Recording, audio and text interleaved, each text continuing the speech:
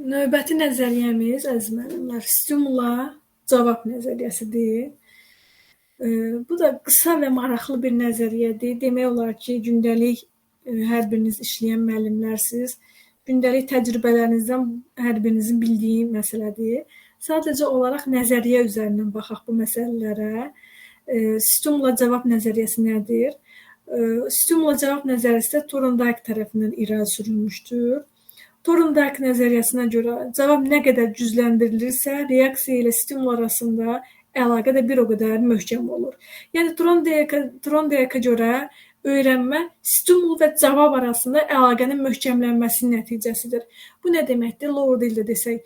Yəni öyrənmə o zaman baş verir ki, stimul və cavab arasında əlaqə yaxşı olsun, möhkəmlənmiş olsun.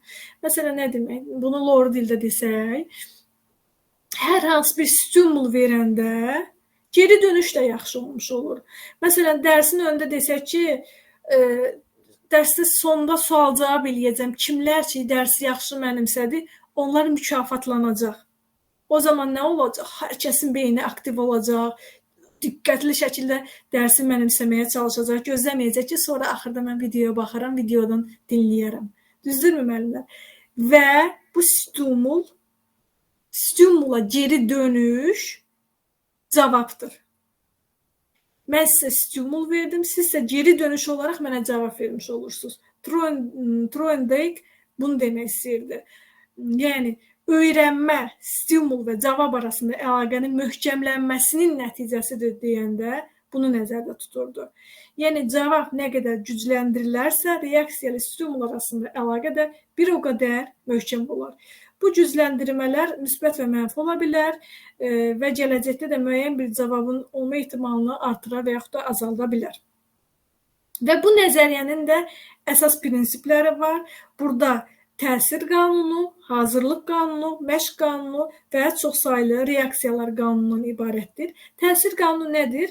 Təsir qanunu odur ki, yəni müsbət nəticələrdən sonra gələn cavabların təkrarlanma ehtimalı yüksək olur. Mənfi nəticələrin ardınca gələn cavablardan sonra təkrarlanma ehtimalı az olur. Məsələn, hər hansı bir fəaliyyət, deyək ki, yaxşı müsbət fəaliyyət, müsbət fəaliyyətin nəticəsi olaraq mükafatlanıbsa, daha çox hər kəs onu təkrarlamağa səy göstərəcək. Və yaxud da hər hansı bir mənfi fəaliyyətin, mənfi nəticənin ardından hər hansı bir cəza alıbsa, bunu digərlərinin təkrarlanma ehtimalı az olmuş olacaq. Bu öz əksini tapır nədə? Təsir qanunu. Dedik, təsir qanunu nədir? Stimula cavab nəzəriyyəsinə görə müsbət nəticələrdən sonra gələn cavabların təkrarlanma ehtimalı yüksək, mənfi nəticələrin ardınca gələn cavabların təkrarlanma ehtimalı isə az olur.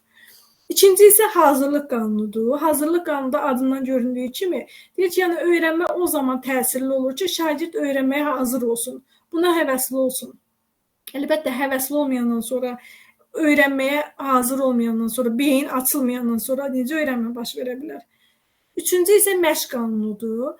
Məşq qanununda isə deyir ki, yəni öyrənmə deyir, yəni o zaman olur ki, yəni öyrənmədə təkrar və məşq olsun. Təkrar və məşq yolu ilə öyrənmənin baş verməsini qeyd eləyir və çoxsaylı reaksiyalar qanununda isə bildirir ki, yəni verilmiş hər hansı bir stimul verdiyi, əvvəldə də qeyd elədim, verilmiş stimula tez-tez çoxsaylı reaksiyalar olur və öyrənmə müvafiq reaksiya və stimul arasında əlaqənin güclənməsi ilə nə edir? Baş verir.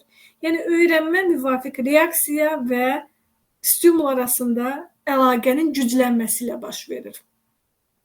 Əvvəldə də bu məsələni qeyd elədik. Yəni, stimul olarsa, öyrənmə də o qədər effektiv olar. Stimul olarsa, o qədər də geri dönüş olacaq. Yəni, stimul varsa, geri dönüş olacaq. Stimul varsa, cavab reaksiyası olacaq. Yəni, bu indi mütləq o deməkdir ki, hədiyyə, mükafat müxtəlif, stimul üçün müxtəlif strategiyalardan istifadə edə bilərik. Belə əziz müəllimlər, stimula cavab nəzəriyyəsi də budur. Çox qısa nəzəriyyədir. Burada Thorndike'a görə təkrar olaraq qeyd edirəm ki, öyrənmə, stimul və cavab arasında əlaqənin möhkəmlənməsi nəticəsidir. Qeyd elədiyimiz kimi, mükafatlanma qoyulduqda, yəni stimul olmuş oldu və bu stimula geri dönüş isə cavabdır. Ona görə stimula cavab nəzəriyyəsidir bu nəzəriyyənin adı.